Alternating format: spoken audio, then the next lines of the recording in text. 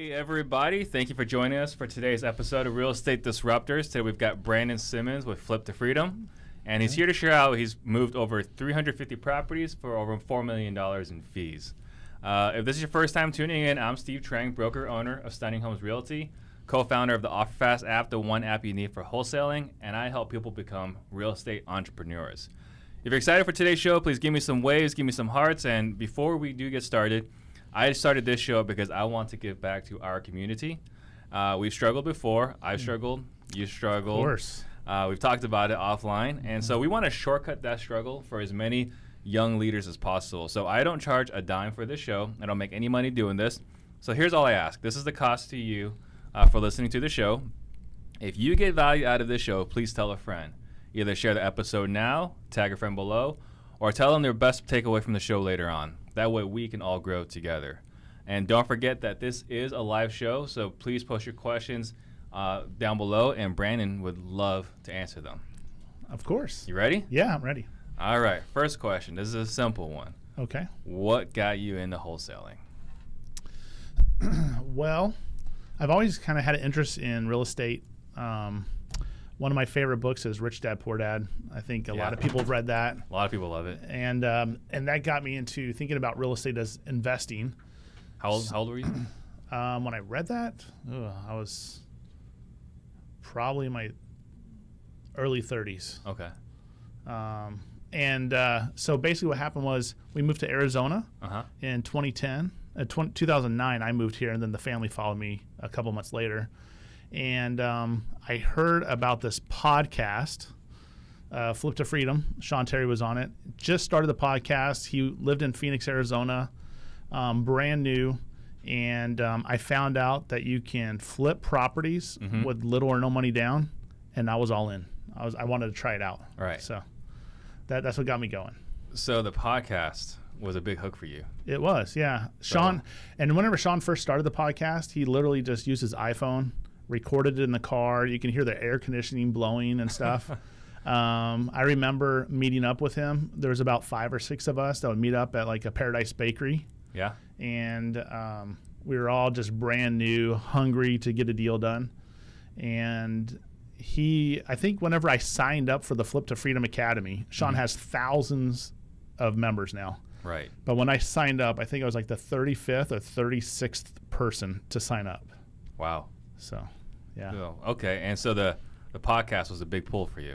Definitely, yeah. Okay. What were some of your early struggles? I mean, I guess, were you always with Sean? Did you do it on your own? No. I did stuff on my own for a while. It took me about 8 months to do my first deal. Okay. And everyone remembers their first deal. Right. It's like your first kiss. Yeah. You know, and that's what I remember the most. I was working at Wells Fargo, working full time. I was working 6 days a week, at least 60 hours a week. What were you doing? I was in the mortgages. I was a loan processor and an underwriter. Guys. Yeah, one of those guys. And I didn't have a lot of time to do marketing. I didn't have a lot of extra money to spend on marketing. So I started to just email people off of Craigslist. And then I would send text messages and call them from my car as I was driving home. I had a 45-minute commute. Oh. Yeah. Yeah. And I struggled. I mean, there was months and months there's no deals coming in. I didn't really kind of hit the marketing like I should have. Yeah. But I remember it was about 30 days before my birthday. I wrote down on an index card that I wanted to make $5,000 by my birthday, which is November 16th. And I gave myself 30 days to do that. I ended up getting that deal done. Me and Sean went 50-50 on that. I ended up cashing my first check for $5,500. Cool. The day after my birthday. You missed it. One day, I know. But I got an extra $500. Well, and I think there's a great lesson. There's 2 great lessons there, right? The first one is that you made a commitment to yourself. You told the universe what you wanted. Right. And you got it. And the second thing is there's a lot of people there that can't afford to market and they feel behind. In reality, you don't need money to get started. Not really. I mean, it takes a lot of action, right? Massive action. Massive action. Yeah. So that's cool. Knowing what you know today, what will you do differently? Oh, I mean, I know so many different marketing ways now, and everything from cold calling, ringless voicemail, direct mail, online pay-per-click. It just depends on your budget and what you want to do. But I would start getting the phone to ring today. Yeah. Instead of just waiting. But there's nothing wrong with doing a cold call. Like, that's what I was doing, is cold calling. Mm-hmm. So right. Combing Craigslist and following up with people. Yeah. Craigslist, Zillow, for rent, for sale, all those. Yeah, we're going to talk about all those fancy tricks later on.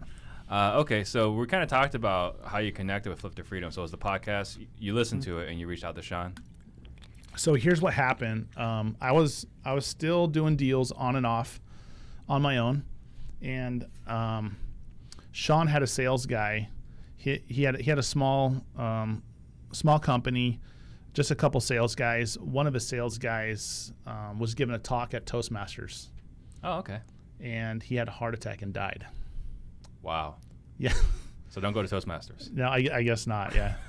He's a super nice guy. Okay. And you knew him? Yeah, his name was Steve. Everyone loved him. He's nice. Okay. He was physically fit. Like, I mean, it just was one of those freak things. Wow. And he passed away, and Sean called me up and said, I want you to come work for me. And I had the golden handcuffs on. I had a good job. I was getting paid well. I had insurance and benefits and all the stuff you like in corporate America, right? Yeah. I was like, oh no, I'm good. I'm happy. He's like, no, please just give it a try. Just come on over. I'll make it worth your while. And I was really debating whether to do it. And I remember I was talking to my little brother, who's taller than me. Mm-hmm. So I called up my brother Jeff, and I was telling him what's going on. And he said, I will kick your butt if you don't take that job with Sean. Cool. And I talked to my employer, and they said, if anything happens, you're always welcome coming back. Yeah. So I took the leap of faith, never looked back. And what year was that? That was 3.5 years ago. Oh, so not even that long ago. Yeah. Cool. Very cool. Okay. Yeah. So I kind of comb through a lot of the Facebook groups, Okay. The forums, not the forums, but like a lot of questions, and there's some themes in there. And so I want to kind of get them answered from you. Sure. So if I was brand new today and I need to find a mentor, what should I do? You want to find someone that's already doing deals. Mm-hmm. Whenever I moved to Arizona, I decided to find a realtor to help me buy a house. Yeah. And I went through a group, but I wanted to find a realtor that was also an investor, because that's what I want to do, is I want to invest in real estate. Right. That realtor ended up becoming one of my best friends, and still one of my best friends today. And he's been one of my mentors. Okay. And so one of the things I think of is you got to get clear what you want and what direction you want to go for, and just copy those that are successful already. Right. Find someone's already doing it. Yeah. I mean, right? Success leads clues. Yeah. That whole motto that Tony Robbins always chants and stuff. Yeah. That's true. I mean, I got hooked up with Sean. I remember Sean Terry calling me up the first time before we did the deal and everything, before my first deal with him. I got a hold of him. I tracked him down somehow. I don't know how I got his number. And my wife and my kids, we were all at Chick-fil-A over in Gilbert, and we were eating dinner, and I get a call, and I answer it, and it's Sean Terry. And I'm like, oh my gosh, Sean Terry's on the phone. Jennifer, I got to take this call. And I remember telling my wife after that I think everything in our life's going to change. Yeah. Now, it didn't happen overnight, and it took years before I ever actually started working with Sean. Mm-hmm. But I knew that things were happening. Momentum was coming. Like, I could see something was changing on the horizon. Right. So I think you could just look out who's already having success and find those people. Right. And most of the people that are really successful want to help people. Yeah, they're givers. Yeah. Definitely. Okay, so how would you go about finding a mentor? Because we know what kind of mentor we want. How will you track them down if you're not in the circle yet? Facebook is great. There's a lot of Facebook groups. There's podcasts like yours. Mm-hmm. I found Sean through a podcast. Right. And then here's what's interesting. Do you know who Jesse Itzler is? I know the name. So Jesse Itzler is a billionaire, and he owns Atlanta Hawks and stuff. He came and speak at one of our events. One of the things that I took away from whenever he gave his keynote was he cold calls. If you want to get a hold of somebody, don't be a chicken. Get on the phone and make a phone call. Yeah. And that's it. That's what I did with Sean, too. Right. Yeah. Well, that makes complete sense. And that goes back to later on what we're going to talk about as far as taking action. Sure. Okay, so then finding a mentor, that's obviously one of the things you want to do. Mm-hmm. What would you give a new guy? I mean, you're kind of a coach already, so what are the first 5 things someone should do if they want to get into wholesaling? Well, I think the thing is you got to start talking to sellers. TTP. Talk to people, right? Brent Daniels. I love Brent, know, and he's so energetic and enthusiastic about it. And that's the simple recipe. Start talking to people today. Start talking to sellers. Start talking to other wholesalers or investors. Find out the best areas of town where they're doing deals, and ask them about how to find buyers. I'd get on the phone. So it's literally a phone call. Like if you have your smartphone, you have the most important tool you need. And it's a supercomputer too. Exactly. So I can get on there. I can find out. I can start calling sellers. I can start talking to other wholesalers, and you can find those people on Craigslist and stuff like that, right? I would call up title companies that work with investors and ask them who their best buyers are, who does the most transactions with them. Oh, that's a good tip. Yeah. I just got 4 new buyers this week just because I asked 2 title companies for recent buyers. Yeah, so I got to go do that later on. Yeah. After this. And so those are the basic things. And then if you want to figure out what type of marketing budget you have, if you're going to start direct mail or you're going to start doing ringless voice messages or sending text messages, I used a Google Voice number. Yeah. I just started texting people. There's a great website. It's top secret. I don't want to really give this out. But if you go to Fiverr.com, Fiverr.com, you go there and you can find someone that will send 50 text messages for like $5 to sellers off of Craigslist, and all of a sudden your phone will start ringing. Oh wow, that's awesome. That's a huge tip. Yeah, and it works. And one of the what I told one of those guys, they were asking this question yesterday, right? As far as finding a mentor, I said, look, find who the players are, and just offer them like, I'll just JV with you. I will bring you deals. Just tell me how to find deals. And they were like, well, they won't respond to you. It's like, well, that's because they gave up on you. So you got to believe in yourself, right? And prove to them that you get the grit and the passion to go after it. Because someone comes to me, it's like, right, I want to learn. Awesome, go do these things. And either you go do these things and you have questions, or I never hear from you again. Either way is fine. It's a test. Yeah. I get bombarded with people. Right. I get people calling me, texting me, and I'm polite and I talk to everyone pretty much. Yeah. I answer my phone. You never know who the next person you're going to talk to is. And if they will take action, then I will do the next thing for them. Right. I will help them with whatever's next. If they don't take action, okay, they weed themselves out. Right. It's that simple. I think also if you're looking for a mentor, there's a lot of people that are takers and not givers. You need to be a giver first. Absolutely. And ask those mentors or potential mentors, what do you need help with? Right. How can I help you? And I mean, they'll open up their whole business to you. Yeah. If you're willing to serve them too. Yeah. So that makes a lot of sense. Okay. So another question I saw last night when I was combing the forums was creative financing. So I know we're going to talk about it later on, but do you have any creative financing books you can recommend? Yeah. Well, there's a lot of coaches and mentors out there. So when it comes to lease options, so there's seller carrybacks. Yep. There's wraps or agreement for sales or land contracts. Those 3 things are all the same thing. They're just called different names in different states. Basically just wrapping the existing mortgage. And then there's lease options. So I love Joe McCall and Gavin Timms and Claude Diamond for lease options. Okay. One of my mentors and one of the guys I got one of my favorite books from on lease options was from Michael Cabineri. And he's not even, I don't even know if he coaches anymore or anything like that. He still has a website.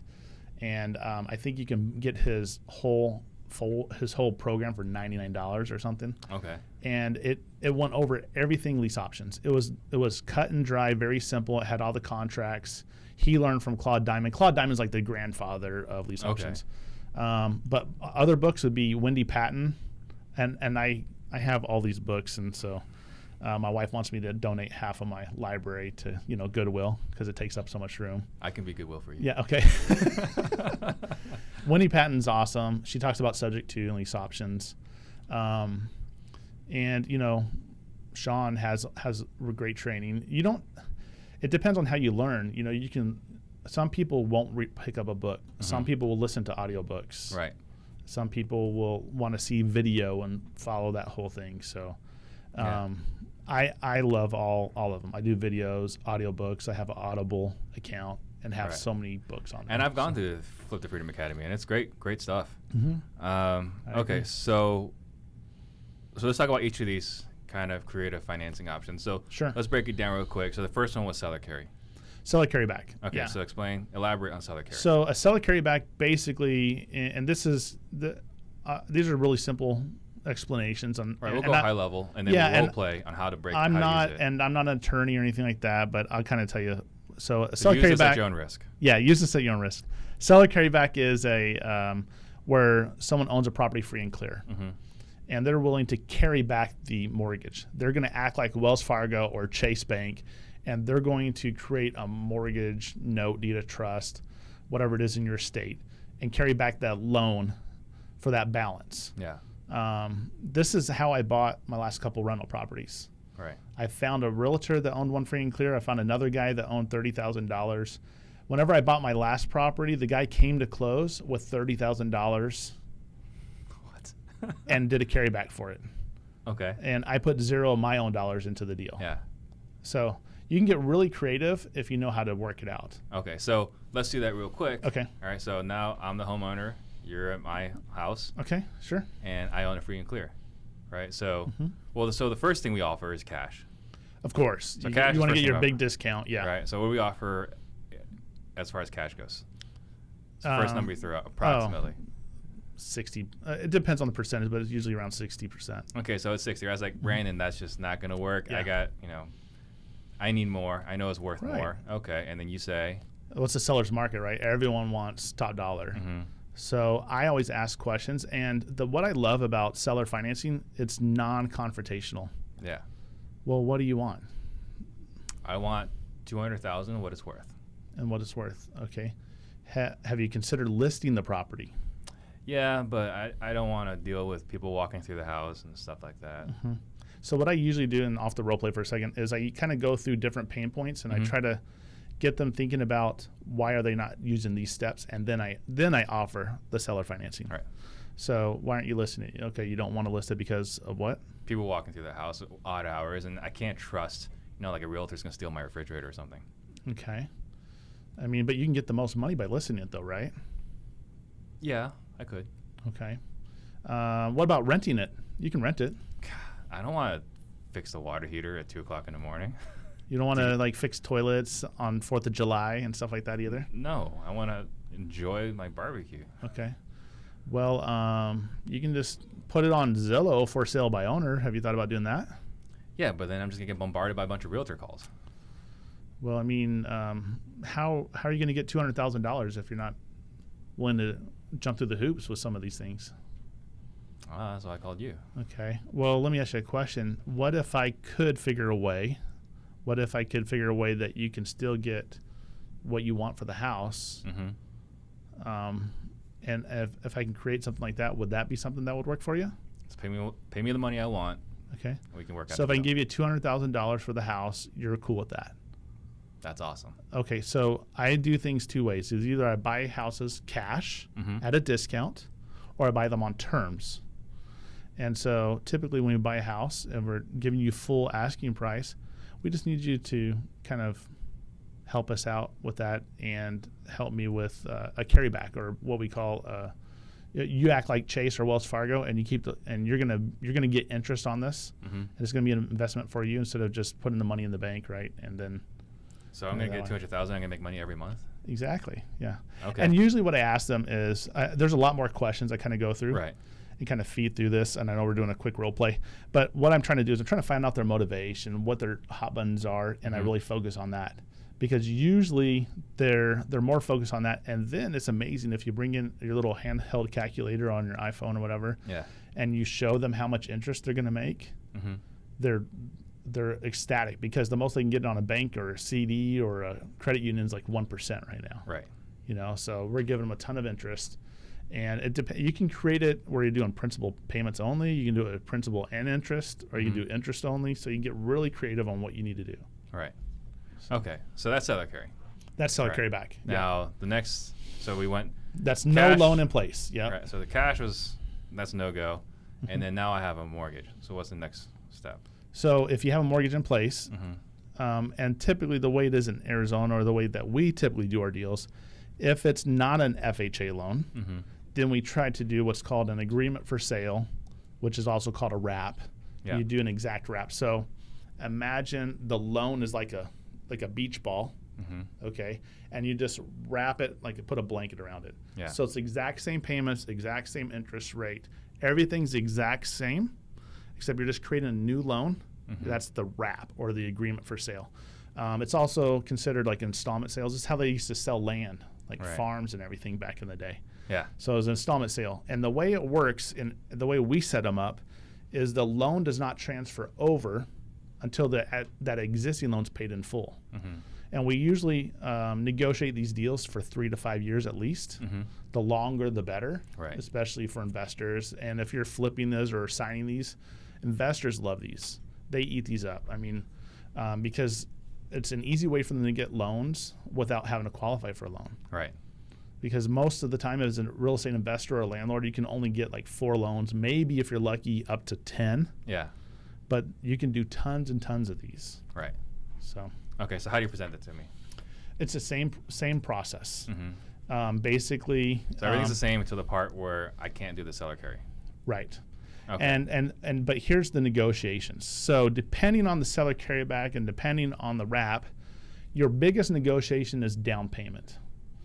You want to give them the least amount out of pocket as possible. Okay, and because whatever that cuts into your profits when you assign it. Right. And also if you need to do if you're going to keep it in your own portfolio. Yeah. Yeah. So that's where the negotiations is. So I usually ask the question like, so if we can get you out of the loan and you don't have to worry about making payments anymore like that, I usually ask, where are you moving to? Moving with my kids. Okay. And do you have, I try to find out what expenses are going to cost. How much is it going to cost you to move? And so typically our max that we ever give someone typically is no more than $5,000. Okay. One of our acquisitions guys was notorious, and he would basically get 0 down, or maybe no more than $1,000. All right. And then we could turn around and assign that for $10,000, $13,000, $15,000 or whatever. Yeah.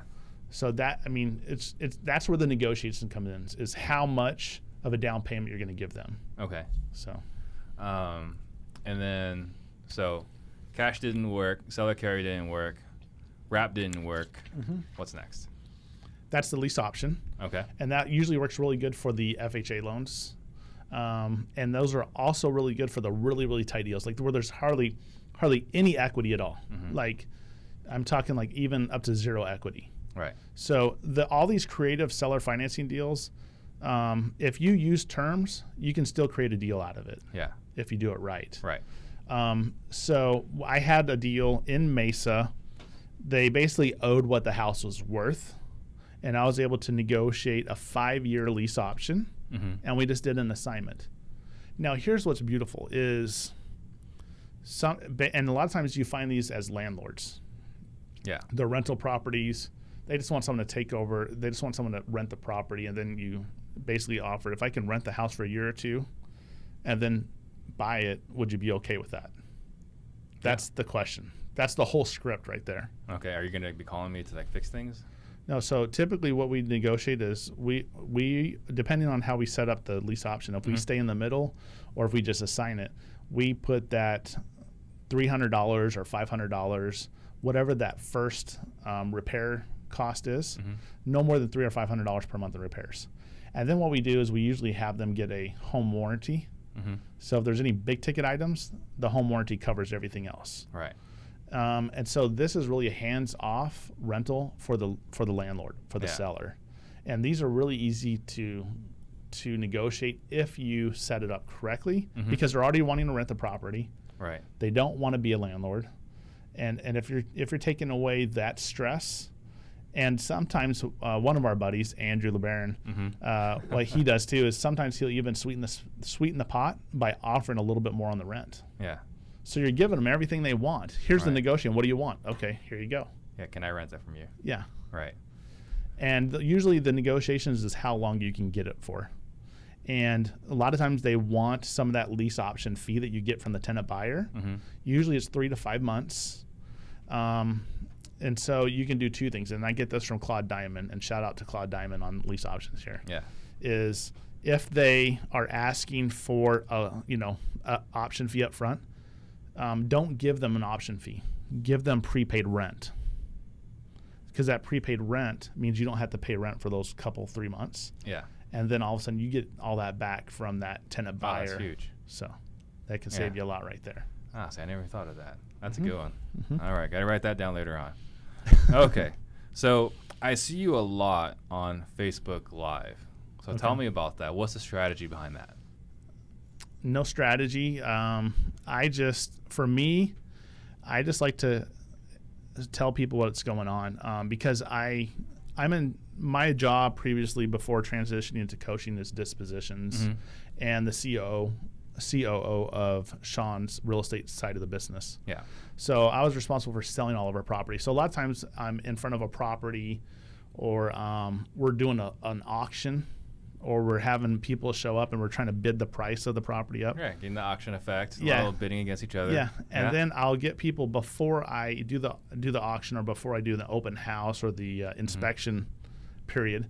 I will put it out there. Or I'll kind of do a little walkthrough of the house, and I try to solicit offers that way off of Facebook Live. I've sold so many houses off of Facebook and Periscope. Yeah. Just by Periscope. doing that. Yeah. I didn't even know you were using Periscope. No, I don't. I haven't really used it in a long time. I mainly use Facebook Live now. Right. But Periscope was really hot 2 years ago? For a little bit. Yeah. Okay, so you're doing the Facebook Live. I know that, dispositions that was what you were doing. Right. So if we could rank, your top 3 ways of moving a property, what would be those 3 things? So it's really, really simple. And shout out to Larry Goins on this because he has a great book on real estate day trading. And this is one of the ideas I got from him was you do a whisper campaign.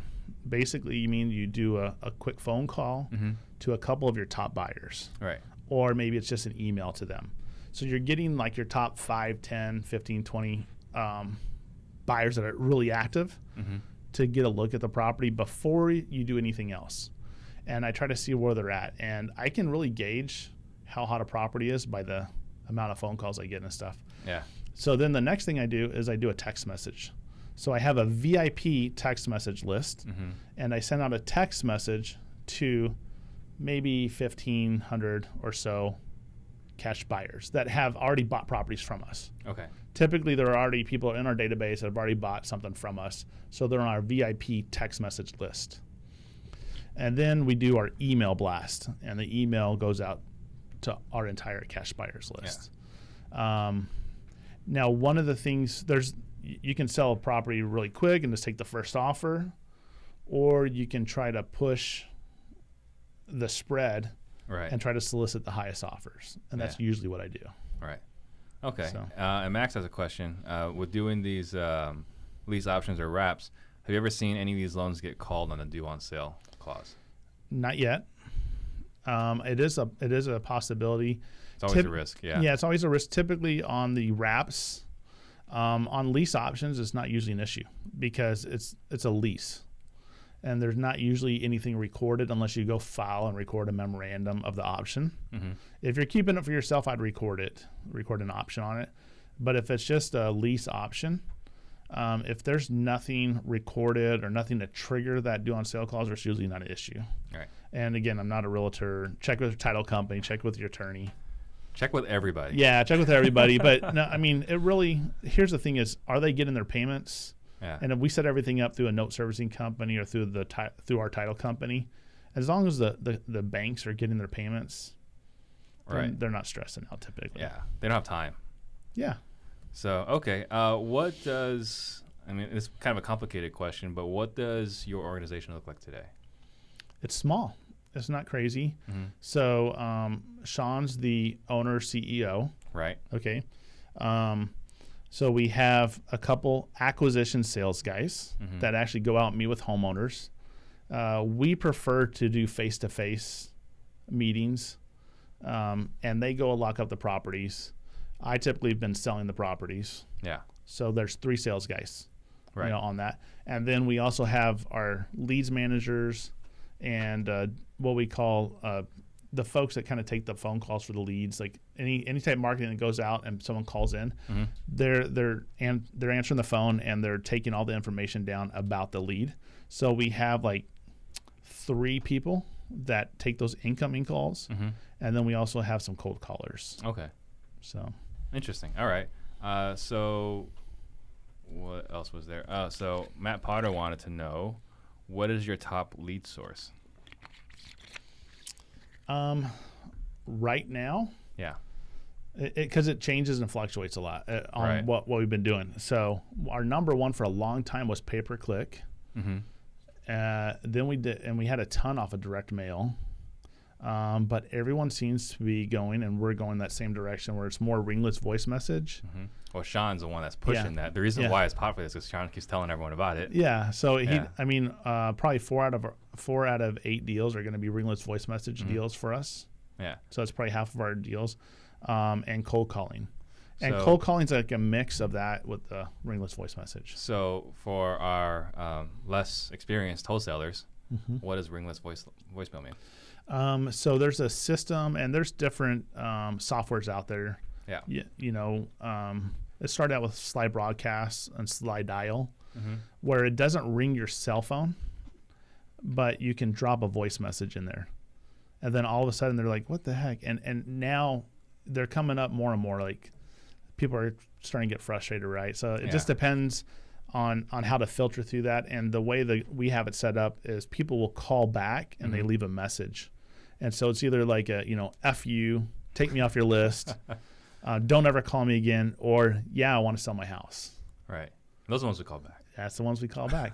Or they'll call and not leave a message. Yeah. So call those back as well. Okay. So very cool. And then I know I met you at one of the Flip to Freedom events, but also came to a couple of your meetups. So let's talk about the meetups. Sure. Why do you do them? Sean, so this is all Sean. Sean is really big about being very transparent and open and giving back to the community. Yeah.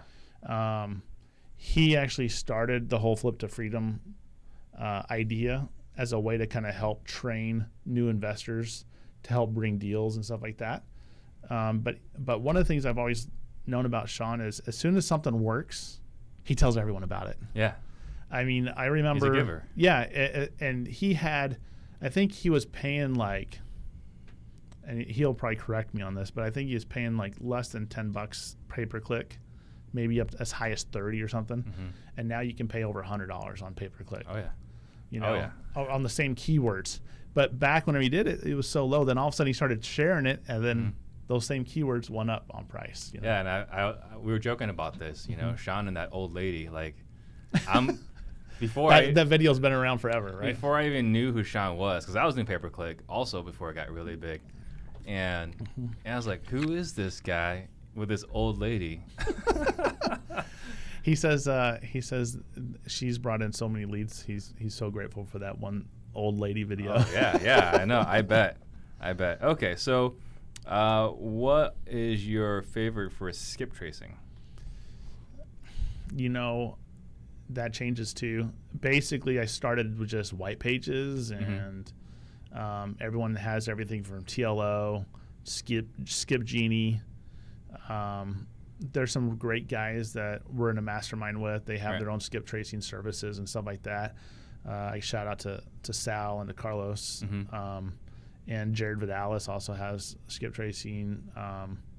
Basically, you're just trying to get phone numbers, right? You're just trying to attach phone numbers. There's Data Zap out there that can append phone numbers for a lot of your mailing lists and stuff like that. So if you get a mailing list and you want to get the phone numbers with it, there's companies like Data Zap and all these other skip tracing companies that are probably even better than some of these other ones. You know?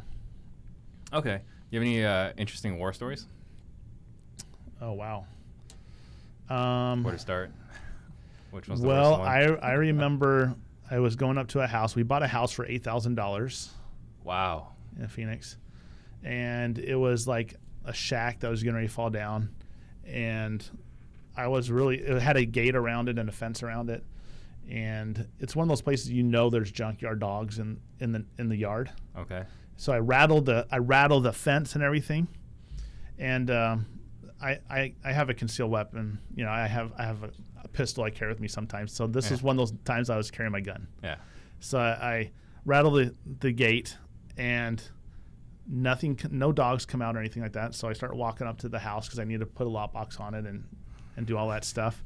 And all of a sudden I hear this woof, woof, woof, and I take off and I just pull out my gun, and I thought I was dead. I thought I was going to eat it alive. Well, I was fine. It was the dogs next door. But it was a heightened. Oh, I was freaking out. I was just so nervous. But yeah, no major war stories. I mean, we've had I guess there is. I've had to deal with drug addicts and prostitutes. Mm-hmm. We had one house that we bought that they basically were running a brothel out of it. Wow. Hoarder homes are fun. Love hoarder homes. We have like a dog hoarder home. We had like 45 dogs removed out of the house. Oh, wow. Here in Tempe. Okay. There was one in the news just a couple of days ago. It may have been the same sellers. I don't know. Yeah. But I mean, those are some nasty ones. And if you go into a house that's been vacant for a long time, don't open the fridge. Oh yeah. Yeah. I've learned that. So I was trying to wholesale a deal with Jamil. Yeah. And I sent him the photos, and this lady was so high. His girlfriend was so high that she couldn't even get out of bed.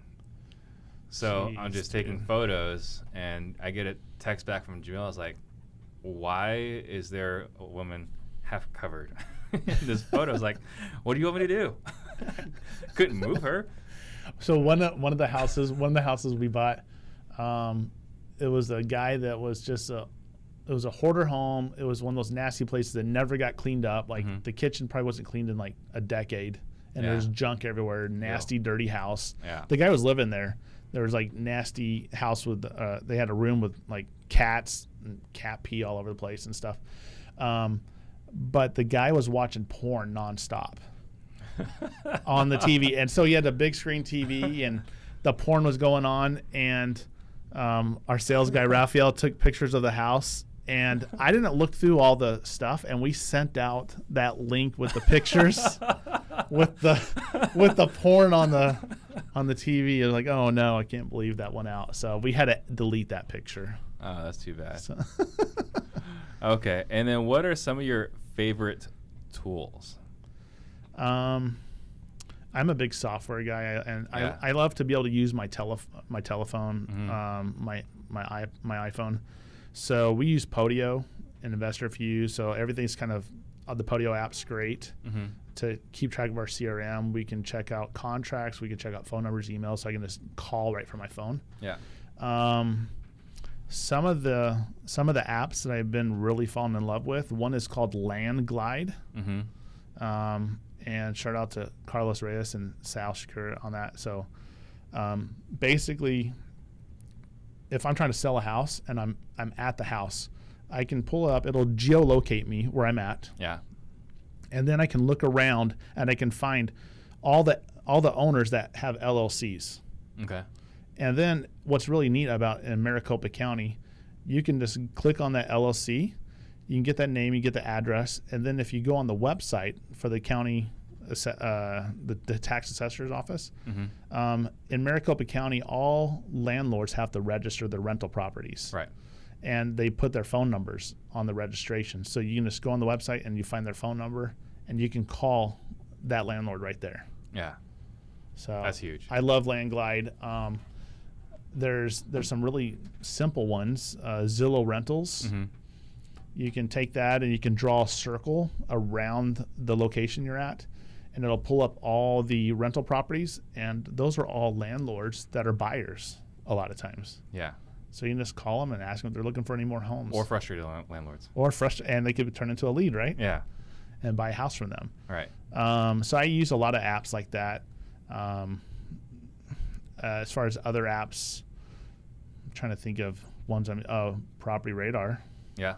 Property Radar is great right now for foreclosures.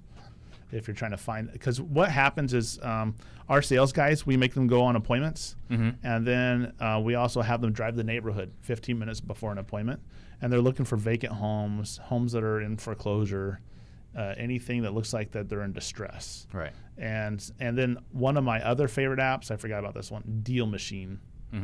Deal Machine's awesome because you can take a picture of the house, all from your phone. You can it'll pull up their phone number, their email. You can call them right when you're in front of the house, and then if they don't answer, you can send them a postcard right from your cell phone. Right. So check out that. That's awesome. Powerful. Yeah. Very cool. We're gonna get you an affiliate link. Yeah. Right. Okay. So in doing my research, before you came in here, I saw something that you posted, and it's really important to me because I know so many people that are career students or I want to go do this, someday, whatever. Right. And you just have to start. That's all you have to do is just start, and you'll fail your way there, right? And so I saw what you wrote, and I thought that was really cool, and I thought it spoke to a lot of people that have come to me with questions that still haven't started yet, and I think this message needs to be heard. So I printed that if you don't mind reading it. Sure, yeah. I remember writing this a few months ago. All right, so I have a confession.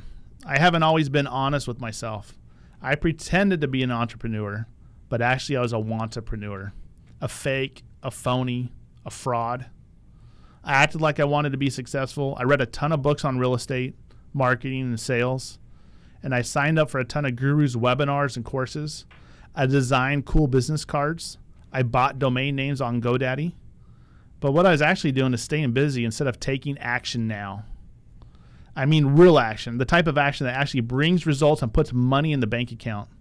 I remember my first deal like it was yesterday. I was working 6 days a week and had little time and money for marketing. But when I decided to take massive action, I had success. And I wrote down the 5 steps I took. So number 1, I got clear on my intention.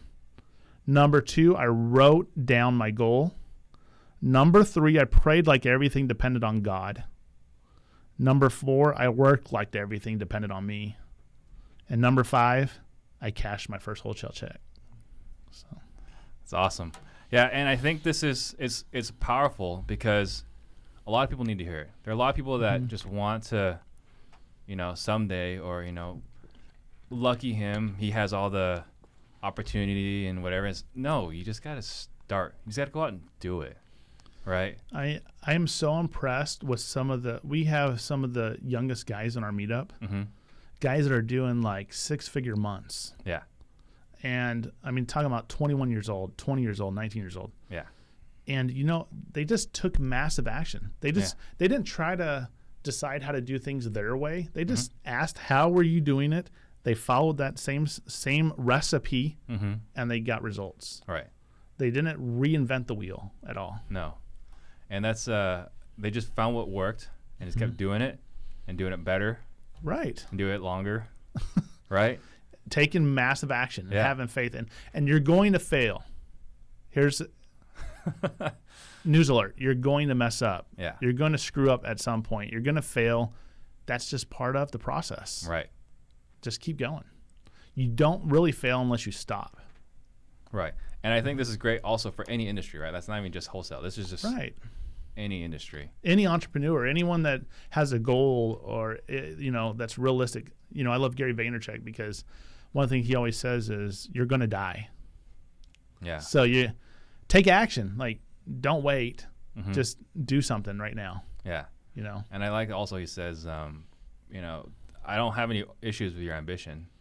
I just question sometimes whether your actions line up with your ambitions. Right.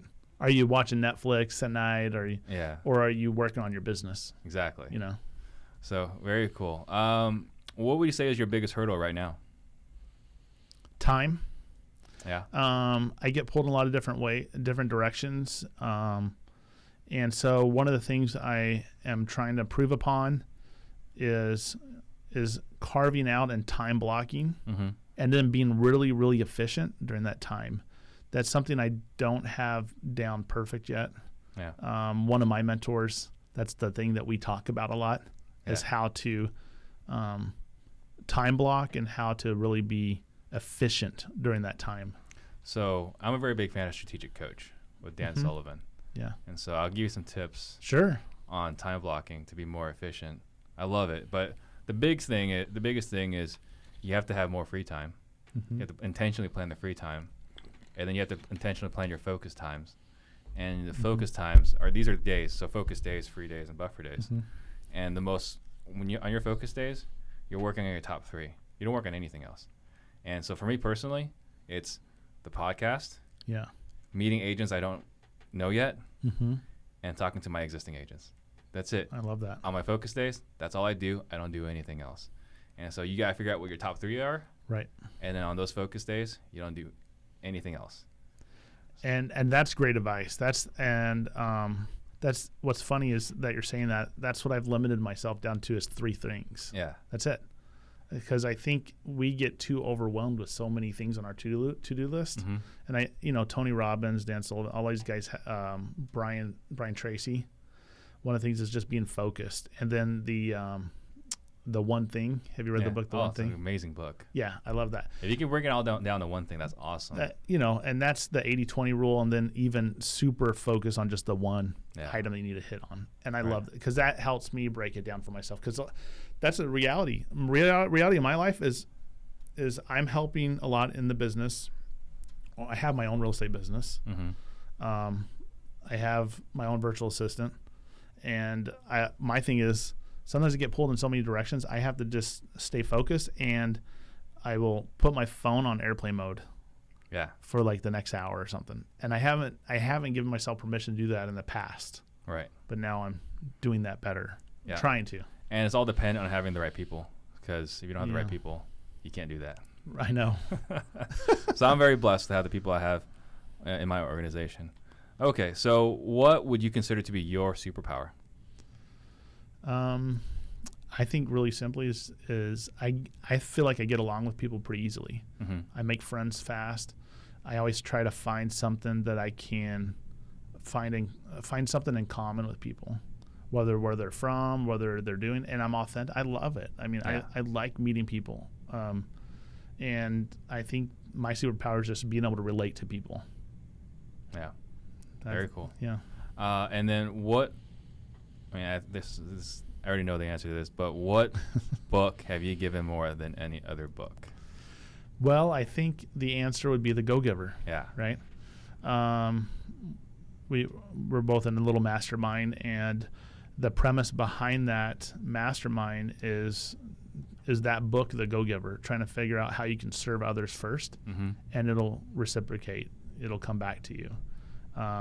And that little book, I think, is one of those books that's changed my thought process. That's what Sean preaches. Yep.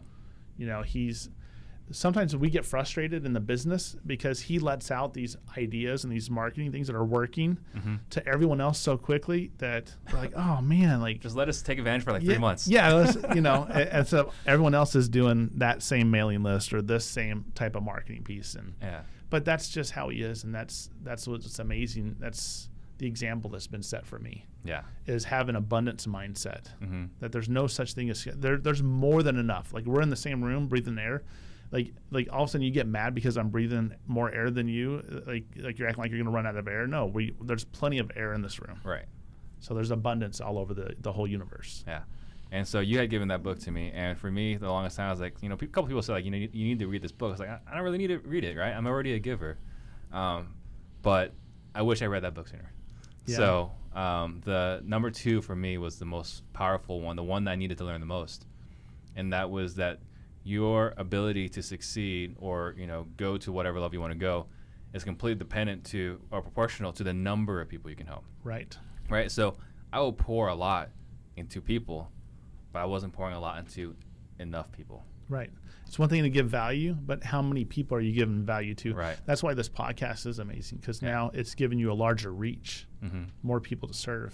That's what's so exciting about it. That's why it's a top 3 activity. Right. Okay, so what was your favorite, best, or most interesting failure? The more catastrophic, the better. The more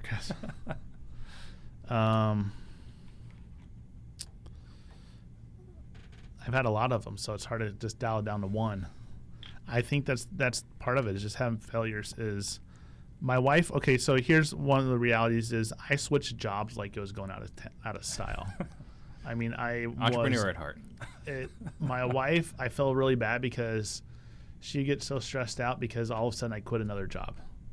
I would always have a job, and I always got a job like instantly, but I job hopped all the time, and I think that created some instability in our family for a while until I settled down a little bit, and I just got focused. Part of it, I think, was because I wasn't happy or I didn't have that clarity of what I wanted. And once I got clear, like then all of a sudden it was all real estate. Everything, read, sleep, breathe, real estate. Yeah.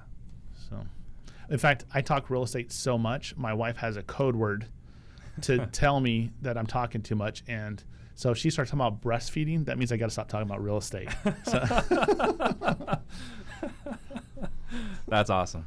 That's a good tip for the some of the mom listeners out there. So, okay. And then what lesson would you want to impart? And we talked about a lot of different lessons, but what lesson, like if there was one thing that someone walked away from this needs to hear, what would be that lesson? Just take action. Just don't even think. Don't even allow yourself to think, because I analyze things a lot. I overanalyze things. Don't be stuck in that analysis paralysis, right? Just take action and do it. If you mess up, who cares? Right. Just move on. So you lose a little bit of money. So you lose a little bit of sleep. So you have a little stress. You'll figure it out. Right. Just take action right now. Yeah. Whatever that goal is, do something towards it today. Very cool. So that's it. Actually, I take that back. There were a couple of questions here. Brian Simmons wants to know, what does your business look like a year from now? Oh, a year from now. Cool. Yeah. It's pretty simple. I'm doing a lot more coaching. I'm doing a lot of more real estate deals virtually and within my own market here locally. So my business is multiple streams of income from coaching, from my own deals outside of Arizona and inside of Arizona. And I'm traveling with my family. Yeah. My daughter's going to college up in Idaho. I'm going to be able to go visit with her. Can't believe you're old enough to have a kid in college. Yeah. And then, I have family in Indiana and Kentucky. I have family in California. So we just want to go visit family. We want to go on a cruise or on a vacation, and money still comes in. Yeah. Very cool. So that's where we're going to wrap it up. So what would be the best way for one of our listeners to get a hold of you? Shoot me a Facebook message. That's probably one of the easiest ways. Is there a particular Brandon Simmons they should be looking for on Facebook? The bald guy. Just look for the bald guy with the suit and tie right now. Okay. Awesome. Okay. Yeah. And then, guys, again, if you like this show, please share this episode right now. And then next week is the 4th of July, so we're not going to be going live. We might have a special episode if you're okay with me releasing the negotiation thing we did yesterday. Okay. So maybe we'll have a special podcast episode of just me doing some power negotiations with Scott Bauer and Rafael Cortez. It was a lot of fun. Hopefully the audio turned out. I don't know. So. Yeah, we'll see. But then the week after that, we got John Glush. He's a top 5 agent in Phoenix. His team is doing massive amount of deals. I think they're doing over 120, 150 units. I don't know what the exact number is, but it's something super crazy. He's going to open up the door or pull back the curtains on what's working for them. And then also don't forget to visit our website, realestatedisruptors.com. You're going to find out about our upcoming events and all the video replays, transcriptions, and all this of this show. So that's it. Thank you, Brandon. Appreciate it. Thanks, Steven. Appreciate it. And then thank you guys for checking out the show. I appreciate you guys as well.